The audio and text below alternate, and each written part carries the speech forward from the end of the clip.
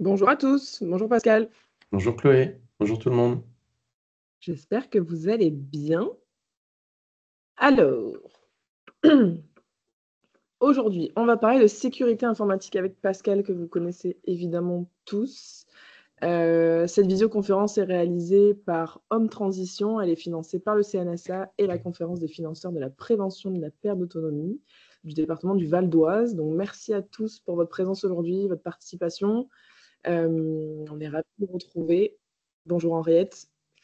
Donc aujourd'hui, moi, comme d'habitude, je serai là pour assister Pascal tout au long de cette visio, faire en sorte que tout se passe bien pour vous. Si vous avez le moindre souci technique, la moindre question, n'hésitez pas à utiliser le chat comme d'habitude. Et puis voilà, comme à notre habitude, on consacrera vraiment quelques minutes à la fin de la conférence pour répondre à vos questions, pouvoir échanger tous ensemble, entendre aussi vos témoignages.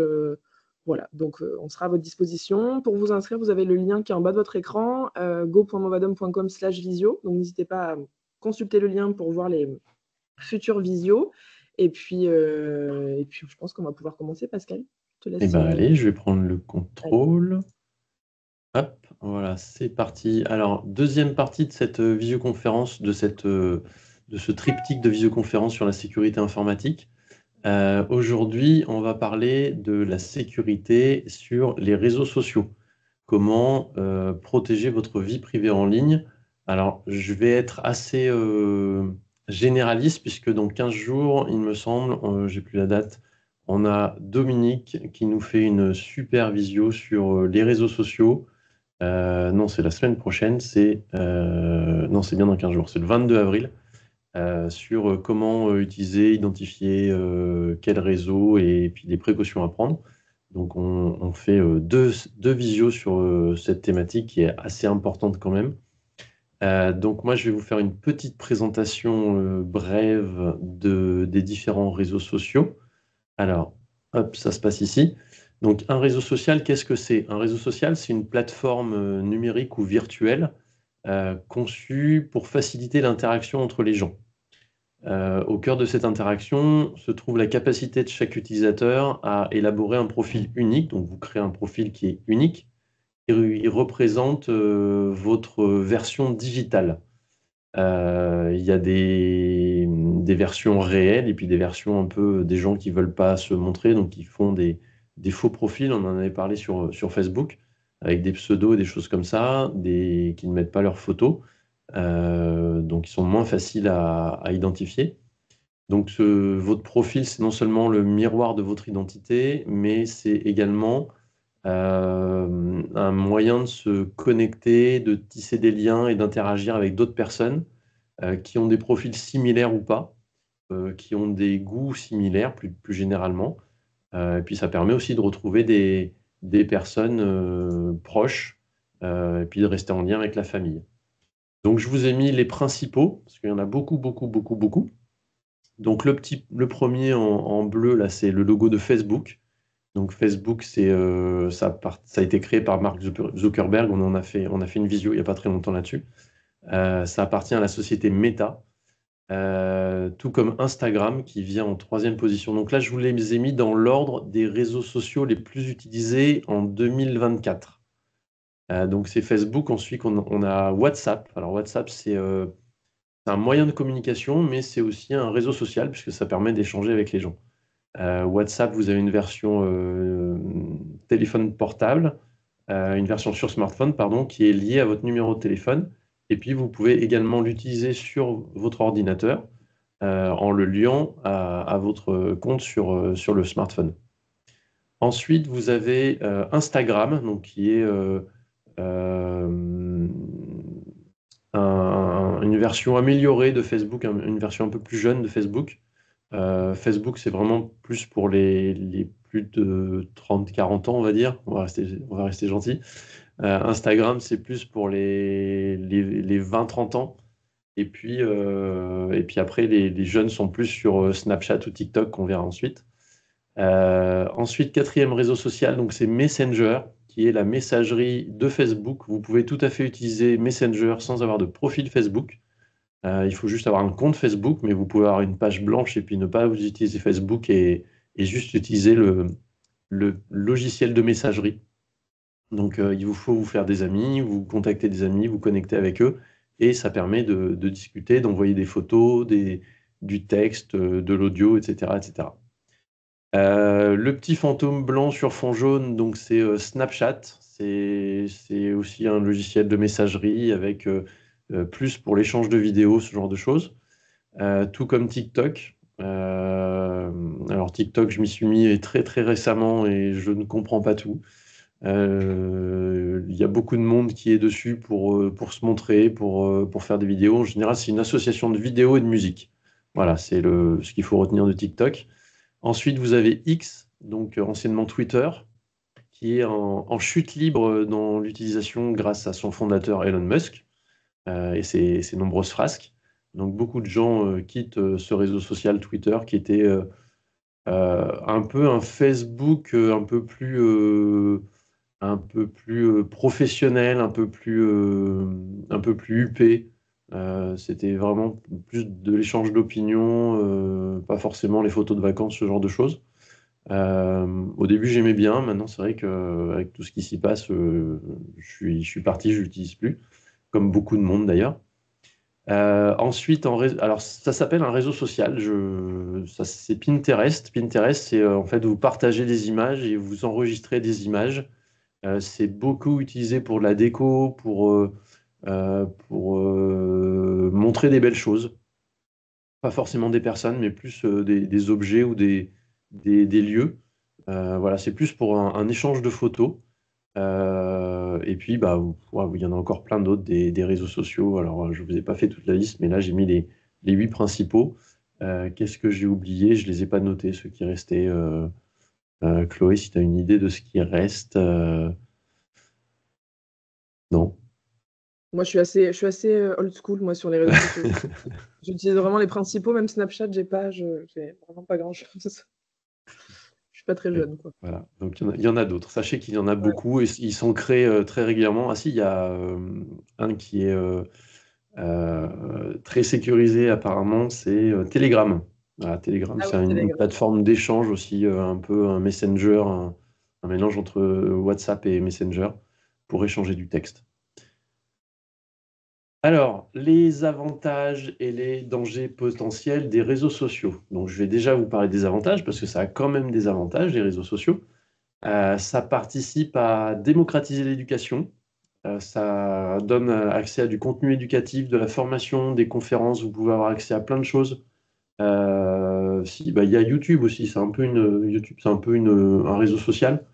Euh, Vous pouvez avoir accès à des informations. Vous avez des coachs en ligne qui se mettent sur les réseaux sociaux et qui prodiguent des informations. Alors, c'est fait pour vendre du contenu derrière, mais il y a beaucoup d'informations gratuites disponibles. Ensuite, deuxième avantage, ça permet de rester informé sur la situation mondiale, puisque ce sont des réseaux sociaux mondiaux. Donc, si vous voulez savoir réellement ce qui se passe, petit aparté politique, actuellement à Gaza, vous pouvez suivre des journalistes indépendants ou des médias indépendants qui sont situés là-bas ou des gens qui habitent là-bas et qui vous donneront les vraies informations et pas forcément ce qu'on veut nous montrer à la télé. Alors, c'est valable pour un peu tout, toute la planète.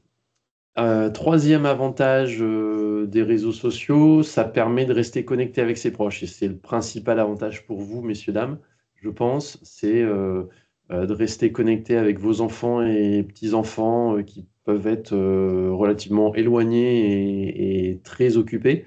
Ça permet de suivre leur vie, puisque un réseau social, en fait, on prend des photos de ce qu'on fait la journée, et puis, euh, et puis voilà, on partage avec ses proches, avec ses amis, avec plein de personnes. S'il y a un réseau social que je viens de penser, où les jeunes sont énormément en ce moment, c'est Biril. Alors, Biril, vous créez une espèce de petite communauté. J'ai pas encore tout compris. Vous créez une espèce de petite communauté avec des amis, et puis à une heure dite, le logiciel vous envoie une notification en disant c'est l'heure du biril. Donc, il faut faire une double photo. En fait, vous prenez votre téléphone et puis vous prenez une photo de ce qui est devant vous et une photo de ce qui est derrière vous, ou alors vous pouvez retourner, puisque ça marche avec les deux appareils photo, celui de face et celui de dos. Et puis, vous avez 30 secondes pour faire ces deux photos, donc c'est vraiment de l'instantané. Et c'est partagé avec tout votre groupe. Donc, vous voyez ce que votre groupe a partagé, vous voyez et votre groupe voit ce que vous avez partagé. Voilà, donc ça reste assez bloqué un petit peu sur le réseau enfin, pas le réseau, mais sur le groupe que vous êtes fait. N'importe qui ne peut pas avoir accès à ces réseaux-là. Voilà. Donc c'était le petit truc qui tourne bien en ce moment. Ensuite, vous avez, donc si vous voyez voilà, exactement, Biril, ça s'écrit comme vous l'avez écrit, Henriette, B-E-R-E-A-L. Si vous voyez vos petits-enfants au repas de famille qui prennent le téléphone et qui font «Ah, c'est l'heure du Biril» et qui font tac, tac, deux photos, et ben c'est que voilà, ils sont sur ce réseau social, ils partagent, et s'ils vous prennent en photo, ben, ils vous mettent sur le réseau social. Quatrième point, quatrième avantage des réseaux sociaux, ça ouvre la porte à de nombreuses opportunités. Alors, on a énormément de nouveaux emplois qui se sont créés avec les réseaux sociaux. Pas toujours forcément des bons métiers, mais vous avez des web marketeurs, vous avez des influenceurs, vous avez tout un tas de choses comme ça. Beaucoup de communication qui se fait, de métiers de communication qui se font là-dedans. Vous avez aussi beaucoup d'artistes qui ont émergé grâce aux réseaux sociaux. Des gens qui avaient une belle voix, qui se filmaient à faire des reprises ou à faire des compositions, et à force de diffusion et de likes et de partage, se sont fait repérer comme ça. Alors, j'ai pas de nom en tête, mais je pense que si vous cherchez, vous allez en trouver forcément. Euh, Vous pouvez découvrir aussi de nouvelles activités qui n'existaient pas, enfin que vous ne pensiez pas pouvoir, que vous ne saviez pas qui existaient. Voilà, ça permet de découvrir beaucoup, beaucoup, beaucoup de choses. Ça aide également à créer un sens communautaire. Vous partagez des passions avec des amis, vous partagez des valeurs communes, alors avec des amis ou pas des amis d'ailleurs, mais vous partagez ces choses-là, vous pouvez trouver des groupes qui partagent la même envie que vous sur ces thématiques-là. Si vous aimez le tricot, par exemple, vous pouvez trouver sur Facebook des groupes sur le tricot. Vous pouvez trouver des choses politiques, des choses écologiques, des choses sur différentes activités, sur aussi différents pays, sur les voyages. Ça vous permet aussi de voyager à travers d'autres personnes. Voilà, ça permet de faire beaucoup de choses.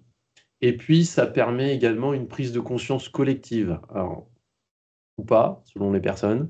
Ça permet de sensibiliser les gens au changement climatique, puisqu'on a beaucoup de publications de personnes qui partagent ce genre de choses. Ça permet aussi de sensibiliser les gens à la guerre, aux différentes guerres, à l'économie, aux problèmes économiques, etc., etc. Donc ça permet de rester informé sur beaucoup, beaucoup de choses. Les inconvénients et les dangers des réseaux sociaux. Alors le principal, c'est que les réseaux sociaux peuvent avoir un impact négatif sur la santé mentale. Ça peut rendre anxieux, ça peut provoquer du stress, de voir toutes ces informations-là, justement, tous les problèmes climatiques, tous les problèmes sociaux, économiques, toutes les guerres qui existent dans le monde et qu'on n'a pas forcément la vision tous les jours dans les journaux ou dans notre quotidien. Donc c'est vrai que ça peut stresser de passer beaucoup de temps sur les réseaux sociaux. Parce que deuxième inconvénient, c'est que ces réseaux sociaux, ils ont été conçus pour rendre accro. Il y a près d'un jeune sur quatre entre 12 et 24 ans qui aurait un problème d'addiction aux réseaux sociaux. Promenez-vous dans la rue et vous verrez le nombre de personnes qui sont sur leur téléphone. Et je pense que si vous vous approchez d'eux et que vous leur demandez ce qu'ils sont en train de faire, ils vous diront, je suis sur Insta, je suis sur Snap, je suis sur TikTok, je suis sur X, je suis sur, etc., etc. Ils ne sont pas en train de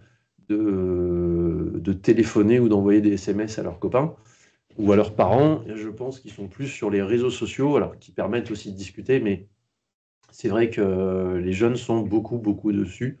Euh, alors moi, vous le savez, je suis sur Vichy. On a quelques trottinettes. Et c'est souvent que les gens sont à la fois sur les trottinettes et sur le téléphone, ce qui rend en plus très dangereux la circulation. Donc ce phénomène d'addiction, ça s'appelle la cyberaddiction. Le design des réseaux sociaux et le contenu est fait pour rendre addictif. En fait, c'est une suite de photos ou de vidéos qui vous font scroller. Ça s'appelle scroller, c'est remonter le flux pour voir un peu tout ce qui se passe sur le réseau social et avoir le plus d'informations possible et suivre le plus de monde possible. Et du coup, ça libère de la dopamine, qui est l'hormone du plaisir. Donc, si on arrête de scroller, on a un manque, et du coup, on retourne sur le réseau social pour continuer d'avoir du contenu et d'avoir des informations. Et je pense que si vous discutez avec des gens qui sont accros, ils vous raconteront ce qui se passe à l'autre bout du monde ou ce qui se passe d'un sportif qui fait des trucs en skate, enfin voilà, des choses qui ne vous intéressent pas et qui ne sont pas du quotidien. Et par contre, vous discutez du quotidien avec eux, ça va être beaucoup plus compliqué parce qu'ils n'ont pas de. Les gens qui sont addicts n'ont pas cette vision du quotidien, ils sont vraiment dans leur téléphone. Les réseaux sociaux donnent lieu à des dérives également. Vous pouvez avoir beaucoup d'arnaques, du cyberharcèlement. Donc le cyberharcèlement, en fait, c'est un groupe de personnes qui va harceler une autre personne et qui va lui dire, on entend ça régulièrement dans les journaux, qui va lui dire t'es nul, t'es moche, t'es pas beau, t'as pas d'amis. Enfin voilà, on va harceler moralement cette personne-là. Et ça peut pousser jusqu'au suicide. Il y a eu des dérives comme ça, des gens qui ont poussé d'autres personnes au suicide. Tout ça à cause de l'anonymat. Et puis aussi parce que les gens pensent qu'il n'y a aucun suivi et qu'il n'y a pas de trace de ce qui est dit sur le réseau social. Alors il y a certains réseaux sociaux, justement, je crois que c'est Snapchat, où les discussions disparaissent au bout d'un certain temps. Donc c'est vrai que ça peut être compliqué. Toujours dans la même lignée, un autre danger, c'est que ça impacte la capacité à communiquer dans la vie réelle, puisqu'on est on est caché derrière son écran et quand on est face à face avec une personne, bah, ça accentue la timidité et le manque de confiance en soi. Donc ce sont des facteurs dus à cet éloignement en fait dû au téléphone et cette distance de communication avec les autres. Et puis, ça rendrait moins vif d'esprit aussi. Alors, je pense qu'on se prépare des belles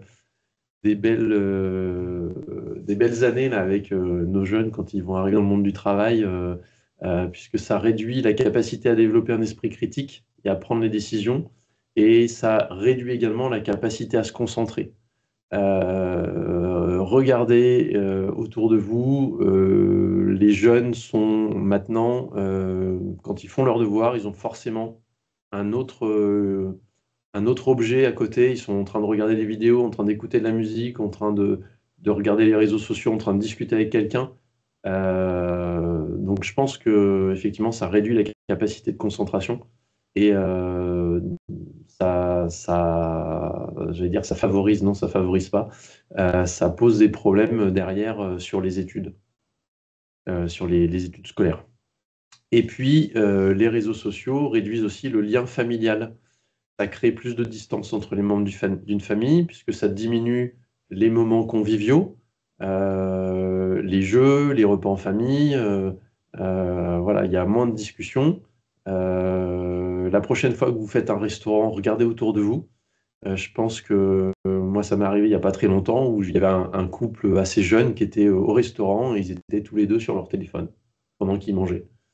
Et ils se parlaient pas, en fait. Ils regardaient des trucs et de temps en temps, il y en avait un qui disait à l'autre, ah bah tiens, regarde la vidéo de machin, c'est rigolo. Regarde des petits chats qui cassent la figure, c'est rigolo. Et voilà, il n'y a plus cette communication qu'il y avait dans le temps. Tout comme après manger, les dimanches après-midi en famille, il y avait les jeux de société. Maintenant, non, c'est chacun dans son coin sur son téléphone. Donc voilà, ça coupe un peu le lien familial. Alors, je vais vous expliquer rapidement comment et pourquoi il faut configurer les paramètres de confidentialité dans vos réseaux sociaux.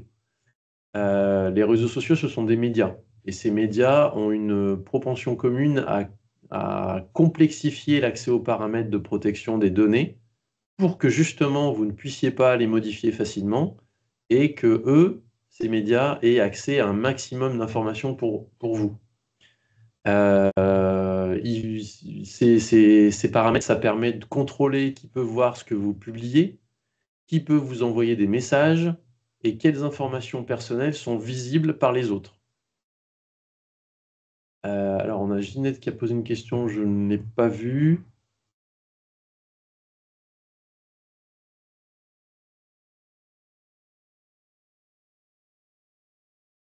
Bon, je vais terminer, puis on reviendra sur la question de Ginette. Donc, ces paramètres sont très importants et utiles pour savoir avec qui donc partager vos informations personnelles. Les paramètres, c'est accessible en général par soit un engrenage, soit 3 petits points qui sont les uns au-dessus des autres. Un conseil dans les paramètres, désactiver la localisation. Alors, pas juste le GPS, mais vous avez de la géolocalisation qui peut être faite avec le Wi-Fi ou avec la 4G ou la 5G ou la 3G. Par triangulation, ils arrivent à savoir où vous êtes et derrière, bah, ils vous vendent de la pub sur le magasin qui est juste en face de la rue. Ils vous proposent de devenir ami avec une personne que vous avez croisée. Voilà, il y a plein de choses comme ça qui se font parce que les paramètres sont mal définis. Et vous avez certains réseaux sociaux qui rendent possible qui rendent, où vous avez pardon, la possibilité de rendre votre profil privé. C'est le cas d'Instagram, par exemple. Donc là, il y a juste les gens que vous invitez qui peuvent voir ce genre de choses. Ah, donc la question de Ginette, c'était par rapport à un problème sur la visio. Je pensais que c'était sur les réseaux sociaux. Alors, il faut également vérifier régulièrement vos paramètres parce que, alors régulièrement, c'est pas tous les jours, hein, mais si vous faites des mises à jour des applications de réseaux sociaux, généralement votre téléphone, soit il vous le dit qu'il y a eu des mises à jour, soit il vous le dit pas, et là, ça peut être un peu plus sensible. À chaque mise à jour, l'application peut modifier automatiquement des fonctionnalités au sein du groupe, sans avoir à vous le demander. Puisque vous avez autorisé au début une certaine chose, ils vont faire des mises à jour, ils vont autoriser de nouvelles choses qui n'existaient pas avant, et du coup, vous allez avoir plus d'infos qui vont être diffusées. Donc, il faut régulièrement vérifier les paramètres à la fois dans l'application et à la fois sur votre téléphone. Vous avez les paramètres et puis ensuite vous avez sécurité. Alors je ne sais plus où c'est, ça dépend un peu des téléphones, mais application et puis ensuite c'est par application, vous avez les autorisations qui sont données à cette application-là. Donc c'est ça qu'il faut vérifier très régulièrement. Alors, comment protéger vos informations personnelles? Vos informations personnelles, ce sont des données susceptibles d'être collectées par le réseau social. Donc, c'est votre nom, c'est votre âge, c'est votre profession, ce genre de choses. C'est également votre activité sur le réseau social, qui sont vos amis, quels sont les commentaires que vous avez faits sur d'autres publications, quelles photos vous avez postées, etc., etc. La trace également de chaque page Internet que vous consultez à travers ce réseau social peut être enregistrée. Et puis, la localisation, donc je vous disais, de votre appareil. Le premier conseil pour protéger vos données, c'est de maîtriser vos informations, maîtriser ce que vous diffusez. Parce que tout ce que vous mettez en fait sur ces plateformes-là, c'est sécurisé. Les entreprises du numérique, elles s'efforcent de limiter les risques de sécurité, mais elles sont régulièrement victimes de fuites de données. Et gardez bien en tête que Internet n'oublie rien. Tout ce que vous mettez sur Internet, ça ne vous appartient plus et c'est impossible de le supprimer. Donc, il faut faire bien attention à ce que vous publiez. Par exemple, vous dites que vous êtes parti en vacances, que vous faites des photos de la mer, vous faites des photos que vous partagez en temps réel. Et puis, on va rester sur Facebook. Cette publication, elle est diffusée à tout le monde, elle est accessible à tout le monde. Et puis, vous avez des gens qui vont voir qui vont chercher, qui vont gratter un peu, qui vont voir que vous avez mis que vous habitiez à Montrouge, par exemple, et puis là, vous postez des photos de la Grèce, parce que vous êtes en Grèce actuellement, et puis en grattant un peu sur votre profil, ils vont regarder que vous avez publié une photo il n'y a pas très longtemps de votre maison. Donc, avec Google Images, ils vont pouvoir peut-être retrouver votre adresse, retrouver votre maison, et puis ils vont se dire, voilà, la voie royale est ouverte parce que il n'y a personne dans cette maison. Donc, allons-y. Je vous dis ça parce que c'est arrivé à quelqu'un que je connais, qui est revenu de vacances, n'avait plus son barbecue, qui était dehors, qui avait été volé. Tout le système de la piscine, la pompe, les filtres, tout ça, ça avait disparu également, parce qu'ils avaient partagé plein de photos de leurs vacances et de leur maison. Et c'est des gens qui devaient les connaître un petit peu, qui étaient déjà allés chez eux. Donc voilà, faites très attention à ce que vous partagez. Idéalement, si vous voulez partager vos photos de vacances, vous le faites quand vous êtes revenu. Ça vous permet en plus de choisir les plus belles photos. Et puis, ça évite que les gens en direct sachent que vous n'êtes pas là, pas chez vous. Sinon, il faut vraiment le dire que à vos amis, c'est-à-dire vous bloquez vraiment dans vos paramètres que vous ne partagez votre contenu qu'avec vos amis. Et après, il faut faire attention à l'invitation des amis. Vérifiez également quand vous avez des mentions, c'est-à-dire que vous avez des amis qui vous prennent en photo ou qui se prennent en photo avec vous et puis qui disent ah ben regarde Chloé, j'étais avec toi et du coup ça apparaît et les gens savent que Chloé était avec moi à ce moment-là et n'était pas chez elle et donc en vacances et voilà, etc. Si vous constatez des choses comme ça, vous pouvez leur demander à vos amis de supprimer si ça vous dérange. Et puis, si la personne n'est pas très proche de vous et qu'elle refuse ou ne vous répond pas, vous pouvez faire un signalement à la fois de la publication et à la fois de l'utilisateur. Donc, la publication, vous dites que ça parle de vous et que vous n'avez pas donné votre accord. Et le réseau social doit étudier ça et supprimer la photo. Et puis, si ça ne suffit pas, vous pouvez signaler l'utilisateur en disant au réseau social qu'il a fait des choses sans votre consentement.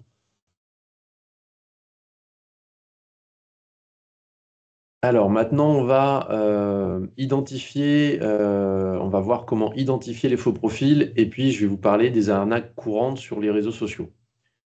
Alors, un faux profil, je vous l'ai dit, on en a créé un la dernière fois pour la conférence, pour la visioconférence sur les sites de rencontres pour seniors. Donc, c'est n'importe qui peut faire un faux profil sur les réseaux sociaux. C'est encore plus facile que sur les sites de rencontres, puisque les sites de rencontres, normalement, il y a une vérification qui doit être faite de la photo.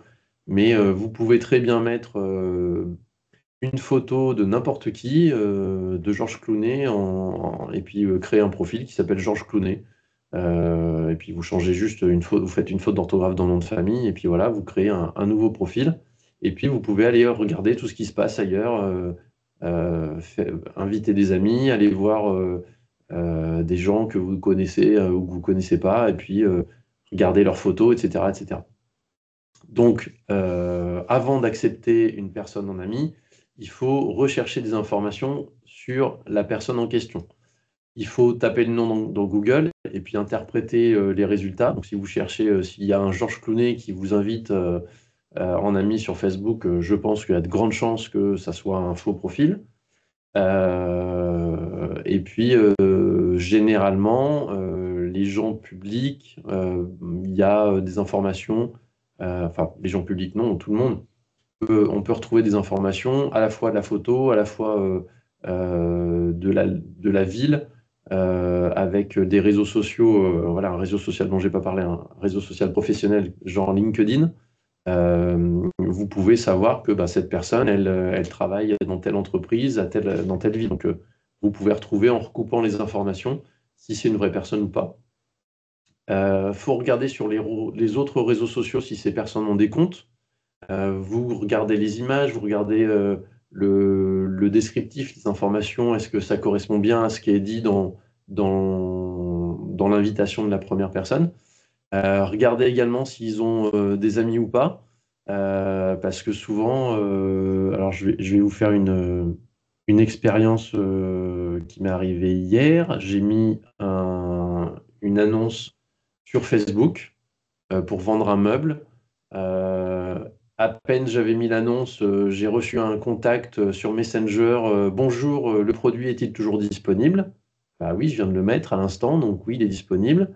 Je regarde la photo de profil de la personne, une dame d'un certain âge, qui avait l'air très bien, et puis elle habitait à, je sais plus, à 500 km de chez moi, pour acheter un buffet en bois. Donc je me dis, il y a un truc qui va pas, quoi.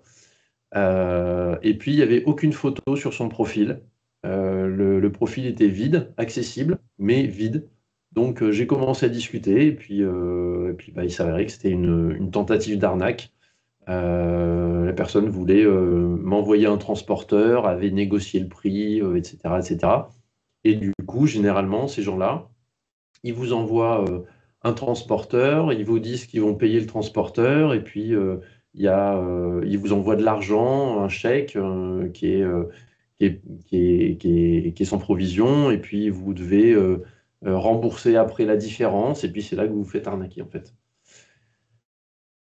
Euh, donc ça, c'était un type d'arnaque aussi, et puis avec un faux profil. Donc, vérifiez bien qu'ils laissent des informations, parce que généralement, les faux profils ne laissent pas beaucoup d'informations. Ce sont des gens qui ne vous rencontreront pas non plus en personne, et même en vidéo, vous pouvez faire des appels vidéo, et ça, ils accepteront jamais, puisque généralement, ce sont des gens de pays d'Afrique, donc vous allez repérer que Simone qui veut vous acheter le meuble, bah, c'est pas Simone, quoi. Et généralement, ces faux profils vous demandent de l'aide ou de l'argent assez rapidement. Donc, ils peuvent également se faire passer par des amis, pour des amis, puisqu'on a des profils qui sont piratés, et du coup, ou des profils qui se créent avec le même nom, avec le même style de photo. Donc, il faut faire attention à ça. Il faut faire attention également aux photos qui sont trop belles, des fois, aux fautes d'orthographe. Et puis, il faut rester vigilant. Il y a beaucoup en ce moment d'escroqueries amoureuses où des individus tentent de gagner la confiance dans le but de vous escroquer. On a une arnaque qui existe aussi beaucoup, c'est l'arnaque au support technique. Ce sont des escrocs qui se font passer pour des employés de grandes entreprises technologiques. Moi, j'ai des comptes, je gère des comptes professionnels, des groupes, des pages Facebook d'entreprises, et très régulièrement sur le Messenger, j'ai des gens qui disent c'est le support technique de Facebook, votre profil va être supprimé parce que il y a eu une tentative de piratage ou je sais pas quoi, ou un problème sur votre ordinateur. Et ça marche également pour les seniors, malheureusement. Ensuite, ils vous persuadent d'installer un logiciel en disant que c'est pour réparer votre ordinateur, et en fait, c'est un logiciel malveillant. ou alors ils vous font payer pour des services complètement inutiles. Ils vous disent, on peut réparer votre ordinateur ou le problème qu'ils vous ont détecté, mais il faut payer, on vous le fait à distance et vous payez et il ne se passe rien. Il y a également en arnaque, ça j'en ai déjà parlé, c'est le phishing. Donc c'est des criminels qui envoient des emails ou des messages SMS ou à travers les réseaux sociaux, des messages trompeurs imitant les institutions de confiance comme les banques ou des services gouvernementaux. Donc les banques, c'est vraiment plus par appel ou par SMS. Mais sachez que les banques sont aussi sur les réseaux sociaux, donc vous pouvez recevoir des informations, des messages de vos banques. Euh, donc comme d'habitude, vos banques ne vous demanderont jamais votre code bancaire, votre numéro de carte bleue ou votre numéro de compte. Ne répondez jamais à ces choses-là et vous raccrochez, vous arrêtez la conversation et vous appelez directement votre banque pour voir s'ils ont vraiment essayé de vous contacter. Ce sont des messages qui généralement visent à obtenir des informations personnelles sensibles ou des données bancaires. Et en récupérant toutes ces informations-là, en regroupant tout ça, ils arrivent à avoir des informations nécessaires pour appeler votre banque ou faire des achats ou voilà, vous soutirer de l'argent. Je voulais vous dire autre chose que j'ai vu il n'y a pas très longtemps. Ah oui, c'est à propos des banques. Alors, on sort un petit peu des réseaux sociaux, mais je préfère vous en parler maintenant parce que ça concerne la sécurité. Il y a des logiciels qui existent et qui sont très très faciles d'accès, qui permettent de modifier le numéro de téléphone de l'appelant. C'est-à-dire que vous téléchargez, un pirate télécharge ce logiciel, se fait passer pour votre banque en appelant. Vous, quand vous recevez le message, vous avez vraiment le numéro de votre banque qui vous appelle. Sauf que ce n'est pas votre banque. Donc, il faut toujours se méfier de votre interlocuteur. Il faut toujours vous rappeler la personne, vous rappelez votre banque ou vous allez à votre banque. Voilà. Alors, je vais vous montrer maintenant des exemples de messages suspects ou de publications suspectes. Donc voilà, ce que je vous disais tout à l'heure. C'est sur... ça, c'en est un que j'ai pris moi directement, parce que je m'occupe du rapide pare-brise du Facebook du rapide pare-brise Montluçon. Votre compte Facebook lié à Instagram a été signalé pour une possible violation de nos normes. Alors déjà, on ne dit pas des normes, on dit des règles ou des choses comme ça. Pour éviter des restrictions, nous vous demandons de vérifier votre compte immédiatement. Veuillez accéder au lien sécurisé suivant pour effectuer la vérification. Et là, on a un lien qui va nous renvoyer sur un site pirate pour récupérer des informations. Si vous pensez qu'il s'agit d'une erreur, nous pouvons vous assister dans le processus de révision. La vérification est essentielle pour vérifier toute interruption de votre compte. Donc là, on fait peur en disant votre compte va être supprimé. Notre équipe de support est disponible pour répondre à toutes vos questions. Vous disposez de 24 heures pour répondre à cet avis. Si ce n'est pas le cas, votre compte sera désactivé de façon permanente. Voilà. Et ça se fait passer pour l'équipe de support Facebook. Et je pense que si on cherche Timothy Lee, Facebook, c'est peut-être effectivement le nom d'un gars qui bosse chez Facebook. Alors, effectivement, l'adresse est bien en HTTPS, mais ça ne veut rien dire, puisque Facebook ne vous enverrait pas sur un site qui s'appelle qui se termine en .site. Il faut regarder l'extension. Il me semble que je vous en avais parlé ça dans une visio de sécurité informatique. Il faut regarder l'adresse.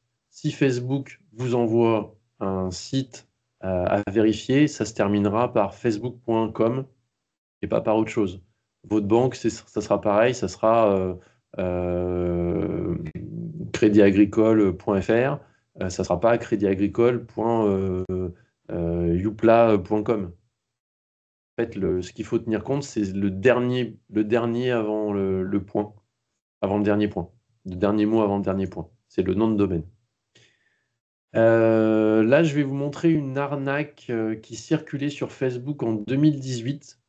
Vous aviez plein de photos comme ça, affriolantes ou de partage de ce qui se passe avant 30 ans ou après 30 ans.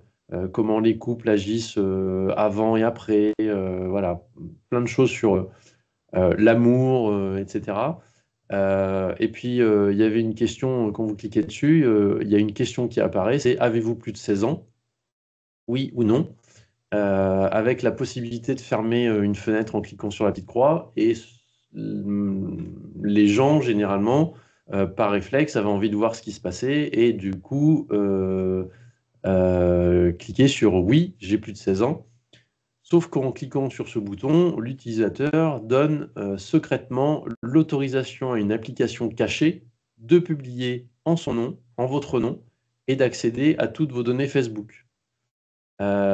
Et du coup, si vous avez fait l'erreur de cliquer sur ce genre de message, eh bien, des hackers ont probablement récupéré votre mot de passe et peut-être même des coordonnées bancaires que vous aviez partagées à un moment donné. Et toutes ces informations-là sont revendues sur ce qu'on appelle le dark web, et ça se monnaie et ça permet après de recouper toutes ces informations et d'accéder à plus de choses et de faire plus de tentatives de piratage. Alors, que faire si vous recevez un message ou une demande suspecte? Il faut prendre le temps. Souvent, les escrocs essayent de provoquer chez vous un sentiment d'urgence ou ils essayent de vous menacer, donc de perdre votre compte ou de choses comme ça. Prenez le temps de réfléchir et posez-vous des bonnes questions. Vérifiez les informations. Souvent, ils mentionnent un problème pour vous inciter à agir, mais recherchez ces choses-là. Il y a des sites qui regroupent toutes les arnaques qui existent. Si il vous dit vous avez été piraté, il y a sûrement des informations précises, des mots précis.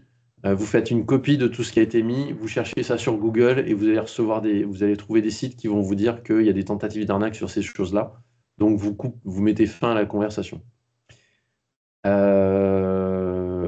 Généralement, ils vont vous envoyer des liens ou des fichiers à télécharger. Ne le faites pas. Vérifiez bien que ce soit bien des amis à vous qui vous envoient, par exemple, des photos. Moi, je reçois, qu'est-ce que j'ai reçu hier? C'est sur une boîte mail, un notaire qui m'envoie un fichier, mais c'est pour c'est l'adresse mail d'une association, donc on n'a aucun lien avec un notaire, donc c'est pour télécharger des informations, un fichier qui va pirater ensuite mon ordinateur. Donc c'est des messages qu'il faut supprimer. N'envoyez rien non plus à ces personnes-là, puisque ils vous demandent d'envoyer une photo de vous pour prouver que c'est bien vous, pour récupérer votre profil, pour pas que votre profil Facebook soit supprimé. Et généralement, ces photos sont récupérées et sont utilisées pour créer des faux comptes. Et aucune organisation non plus ne vous demandera de payer immédiatement quelque chose. Donc voilà, il faut bien se méfier. Alors, comment se protéger sur ces applications de messagerie? Il y a des techniques. La principale technique, c'est d'utiliser l'authentification à 2 facteurs. Alors, je crois que j'en parle après, mais je vais vous en parler maintenant. L'authentification, à 2 facteurs, voilà, c'est pour utiliser l'application. Vous aurez vous aurez un mot de passe pour vous connecter à l'application et vous aurez une deuxième authentification à faire. Donc, soit vous recevez un SMS avec un code à rentrer dans l'application, puisque lors de votre inscription, vous aurez donné votre numéro de téléphone, soit un QR code qui s'affiche à l'écran. Et là, dans ce cas-là, il faut utiliser une application spécifique d'authentification pour se connecter et pour valider l'accès à cette application. Vous avez également un code PIN qui peut vous être demandé. Et puis voilà, et puis sinon, vous avez des applications qui vous proposent, alors sur le téléphone, pas sur les ordinateurs, qui vous proposent de déverrouiller l'application avec votre empreinte digitale. Donc ça, c'est pour les téléphones un petit peu plus haut de gamme qui lisent l'empreinte digitale. Donc ça permet d'accéder à l'application et de vérifier que c'est bien vous et pas quelqu'un qui aurait emprunté vos téléphones et qui se connecterait avec vous, avec vos informations. Évitez également de répondre aux numéros inconnus. On ne peut pas bloquer les numéros inconnus, mais à partir du moment où une personne a votre téléphone, elle peut vous contacter via WhatsApp, si vous avez un compte WhatsApp, bien évidemment. Et il y a de nombreuses campagnes de phishing qui se propagent par WhatsApp, par SMS, par le téléphone. Parce qu'en fait, WhatsApp fonctionne avec votre numéro de téléphone, donc ça permet de récupérer des informations et d'avoir accès à vos données. Alors, si on vous envoie des liens, faites bien attention. Donc là, je vous ai mis un petit truc. Donc, je vous ai parlé tout à l'heure des liens inscrits qui renvoyaient vers des faux sites.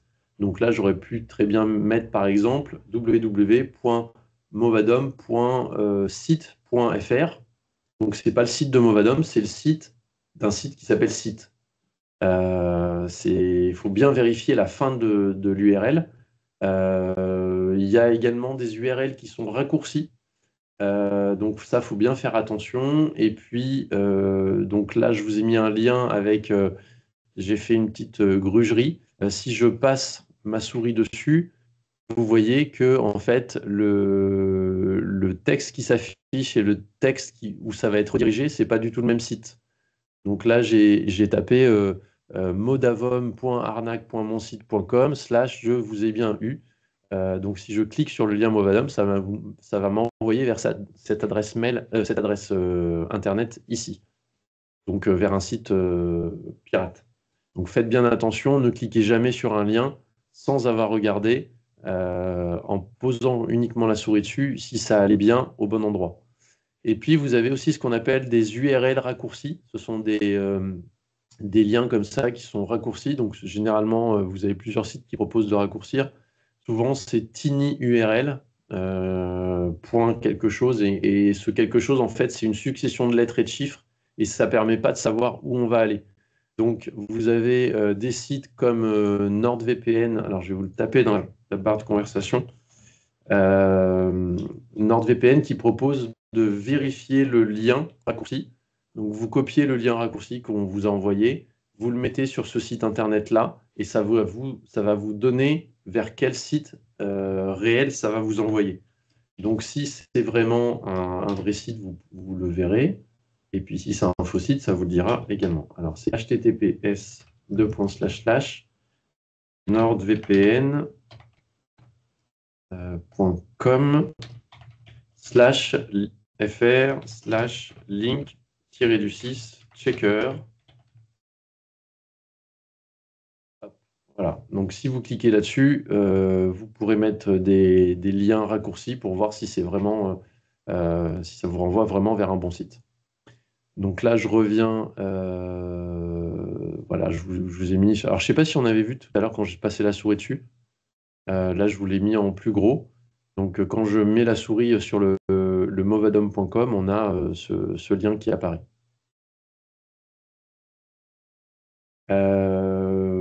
Donc ça, l'authentification à deux facteurs, je viens de vous en parler.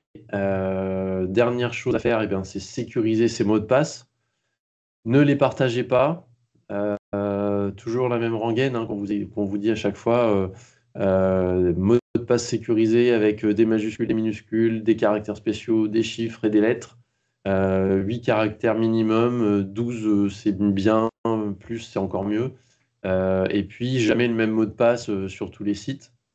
Parce que sinon, s'il y a un site qui se fait pirater, les gens ont votre mail et votre identifiant, et après les robots vont rechercher toutes les informations sur tous les autres sites. Une dernière chose sur les réseaux sociaux, les réseaux sociaux vous proposent des applications tierces, c'est-à-dire une application externe qui va être connectée au réseau social. Donc on va prendre l'exemple de Facebook. Vous avez beaucoup d'applications de jeux qui existent sur Facebook.